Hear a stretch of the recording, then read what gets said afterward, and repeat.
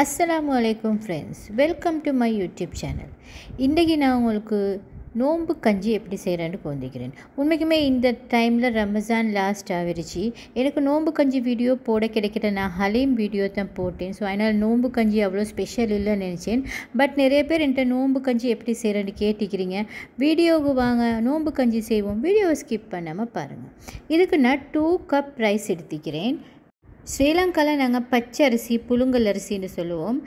தோசை இட்லிக்கு செய்கிற அரிசி, அந்த அரிசி எடுத்துக்கொண்டா ஓகே. நல்லா வாஷ் பண்ணி அதுக்கு வாட்டர் அளவு இப்படி தான் பார்க்கணும். 2 புருக்குக்கு இடையில் வாட்டர் இருந்தால் நல்லாவே போதும். நான் அப்படி தான் பார்ப்பேன். அதுக்கு பிறகு வெந்தயம் ஒரு பொடியும், ரம்பர் 2-3 துண்டும், போதுமான அளவு சோல்ட்டும் ஆட் பண்ணிக்கொள்ளணும். அதே மாதிரி பூண்டு ஒரு 10-15 பூண்டு பல்லும் போட்டுக்கொள்ளணும் கட்டாயமாக. ஸோ இதை ரைஸ் குக்கரில் நான் அப்படியே வேக விட்டுக்கொள்கிறேன். நான் எப்போவுமே கஞ்சி ரைஸ் குக்கரில் தான் செய்வேன். ஏன்னா ரைஸ் குக்கரில் செஞ்சால் தான் அது நல்லா கரைஞ்சி வேவும். ப்ரெஷர் குக்கரில் நான் எப்போவுமே கஞ்சி செய்ய மாட்டேன். ஸோ இப்போ அந்த கஞ்சி வேவை காட்டியும் நாங்கள் கறியை எப்படி செய்கிறேன்னு பார்ப்போம். ஒரு பேனுக்கு கீ எடுத்துக்கோங்க. கட்டாயமாக கீ தான் போடணும்.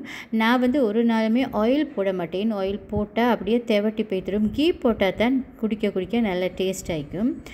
இப்போ ginger garlic paste 2 teaspoon add பண்ணிக்கிறேன். அதோடைய கறி லீவ்ஸும் ஆட் பண்ணிக்கிறேன். கறி லீவ்ஸை சின்ன பீஸாக கட் பண்ணி எடுத்துக்கிறேன். அப்போ அதை தூக்கி போட வேண்டிய தேவை வராது. நெக்ஸ்ட் ஹாஃப் பிக் ஆனியனில் ஹாஃப் ஆனியன் கட் பண்ணி எடுத்துக்கிறேன். அதையும் நான் இதுக்கு ஆட் பண்ணிக்கொள்கிறேன்.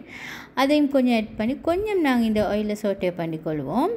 அதோடைய க்ரீன் சில்லி ஒரு 4-5 க்ரீன் சில்லி சாப் பண்ணி எடுத்துக்கிறேன். அதையும் நான் இதுக்கு ஆட் பண்ணிக்கொள்கிறேன்.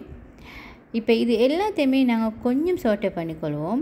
நெக்ஸ்ட் நான் இதுக்கு கேரட் ஒரு பாதி கேரட் கிரேட் பண்ணி எடுத்துக்கிறேன். அதையும் நான் ஆட் பண்ணிக்கொள்கிறேன். அதே மாதிரி லீக்ஸும் ஒரு கப் லீக்ஸ் எடுத்துக்கிறேன். அதையும் சின்ன பீஸாக கட் பண்ணி எடுத்துக்கிறேன். அதையும் நான் இதுக்கு ஆட் பண்ணிக்கொள்கிறேன். இப்போ இது எல்லாத்தையுமே நாங்கள் ஒரு மிக்சிங் கொடுத்துக்கொள்வோம். இது நல்லா மிக்ஸ் பண்ணி விட்டுக்கொள்வோம். இப்போ இதுக்கு டர்மரிக் பவுடர் ஒரு 2-3 பிஞ்சஸ் ஆட் பண்ணிக்கொள்வோம். நெக்ஸ்ட் பெப்பர் பவுடர் 2 டீஸ்பூன் நான் ஆட் பண்ணுவேன். அதுக்கு பிறகு சில்லி ஃப்ளேக்ஸ் ஒரு 1/2 டீஸ்பூன், சில்லி பவுடர் ஒரு 2-3 பிஞ்சஸ். இப்போ இது எல்லாத்தையுமே ஆட் பண்ணிவிட்டு தேவையான அளவு சால்ட்டையும் ஆட் பண்ணிக்கொள்வோம். ஆட் பண்ணி இப்போ இது எல்லாத்தையுமே நாங்கள் மிக்ஸ் பண்ணிக்கொள்வோம்.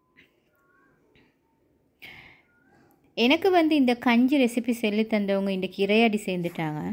அவங்க எங்களோட ஊரில் இருக்கிற நேபர் உண்டு. அவங்க எங்களோட ரிலேட்டிவும் கூட. அவங்க கொலம்பில் இருக்கிறவங்க தான் எங்களோட ஊரில் தான் மேரி பண்ணி வந்திருந்தாங்க. அவங்க தான் இந்த ரெசிபி எனக்கு சொல்லி தந்தாங்க. இப்போ இது chicken pieces, chicken phone pieces எல்லாம் நான் போட்டிக்கிறேன். அது தான் நல்லா இந்த கஞ்சி குடிக்க போகல நல்லா ஒரு கடிச்சு கொண்டு குடிக்க போகல நல்ல டேஸ்ட் ஆகிக்கும். ஸோ நான் இந்த கழுத்து மற்றது இந்த விங்ஸ் அது இதெல்லாம் எடுத்து இதுக்கு போட்டிக்கிறேன். ஸோ இதை நல்லா மிக்ஸ் பண்ணிக்கொள்வோம். மிக்ஸ் பண்ணி லிட்டால் க்ளோஸ் பண்ணி ஒரு 5 மினிட்ஸ் இதை குக்காக விட்டுக்கொள்வோம். அது குக்காவின பிறகு நாங்கள் இப்போ இதை இன்னும் 2-3 மிக்சிங் பண்ணிக்கொண்டா இந்த கறி ரெடி ஆகிடும். உண்மைக்குமே அவங்க எனக்கு இன்னும் நிறைய ரெசிபி சொல்லி தந்திக்கிறாங்க. நான் ஏற்கனவே போட்ட பஜ்ஜி ரெசிபியும் அவங்களோட ரெசிபி தான். அவங்க நல்ல ஒரு ஃபேன்டாஸ்டிக் குக் வேறு. இப்போ என் கஞ்சி நல்லாவே குக் ஆகிடுச்சு. இங்கே பாருங்கள், நல்லா கடைஞ்சி வெந்திக்கு. ரைஸ் குக்கரில் கஞ்சி செஞ்சுக்கோங்க, ஸ்டப்பாக வரும். அதில் எந்த சந்தேகமும் இல்லை. இப்போ இந்த கறியை அப்படியே இந்த கஞ்சிக்கு நாங்கள் ஆட் பண்ணிக்கொள்வோம். இப்போ இதை ஆட் பண்ணி இதை நல்லா நாங்கள் மிக்ஸ் பண்ணணும். ரைஸ் குக்கரில் கஞ்சி செஞ்சால் அதை கடைஞ்சி எடுக்க வேண்டிய தேவையே இல்லைன்னா அந்த அளவுக்கு அது நல்ல ஃபைனாக நல்லாவே குக் ஆகிடும். ப்ரெஷர் குக்கரில் என்ன தான் நாங்கள் கஞ்சி வேக விட்டாலும் அது எப்படியுமே துண்டு நிற்கிற மாதிரி தைக்கும். அது குக் ஆகாது. ஹார்ட் சாமான்களுக்கு தான் ப்ரெஷர் குக்கர் சரி. இது மில்க் நான் இன்றைக்கி 4 கப்ஸ் மில்க் எடுத்துக்கிறேன். கஞ்சிக்கு மில்க் எனக்கு உங்களுக்கு அளவு செல்லவே இல்லை. ஏன்னு சொன்னால் சில பேர்த்துக்கு திக்கான கஞ்சி தான் விருப்பம், சில பேர்த்துக்கு லூஸான கஞ்சி தான் விருப்பம். எனக்கு ரெண்டுமே இல்லாமல் மிடில் ஆகிக்கிற பதம் தான் எனக்கு விருப்பம். ஸோ நான் இந்த பதத்துக்கு தான் நான் விரும்புவேன். ஸோ எனக்கு ஒரு 4 to 5 கப்ஸ் எப்படியுமே மில்க் தேவைப்படும். உங்களோட திக்னஸுக்கு ஏற்ற மாதிரி நீங்கள் மில்க்கு கூட்டி குறைச்சி எடுத்துக்கொள்ளுங்க. பட் இந்த திக் மில்க் எடுக்கணும். அப்போ தான் கஞ்சி நல்ல டேஸ்ட்டாக இருக்கும். முதல்லாம் பள்ளி கஞ்சி காய்ச்ச போக்கல 20-30 தேங்காவை நேரத்தோடே அனுப்பிடுவாங்க. எங்களோட உம்மா எங்களோட வீட்டுக்கிட்ட உள்ளவங்க எல்லாம் சேர்ந்து அந்த தேங்காவை திருவி எடுப்பாங்க. அதை திருவி எடுத்து பள்ளிக்கு அனுப்பி அதில் தான் கஞ்சி காய்ச்சுவாங்க.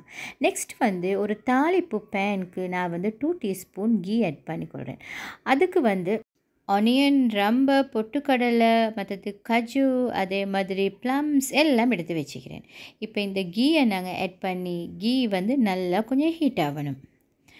நல்லா ஹீட் ஆகினோடனே அதுக்கு நான் ஆனியனை ஆட் பண்ணிக்கொள்வேன்.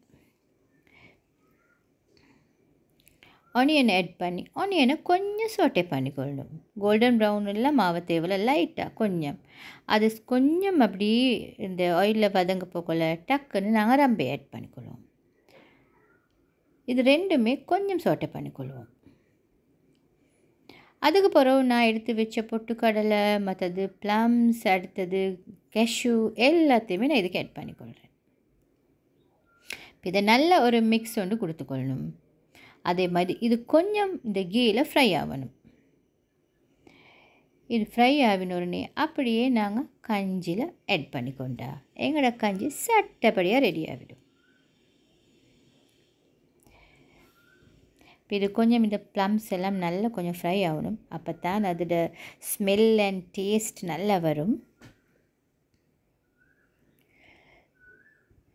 இப்போ நான் இதை அப்படியே எடுத்து இந்த கஞ்சிக்கு ஆட் பண்ணிக்கொள்கிறேன். இப்போ கஞ்சியும் நல்லா கொதி வந்திக்குது.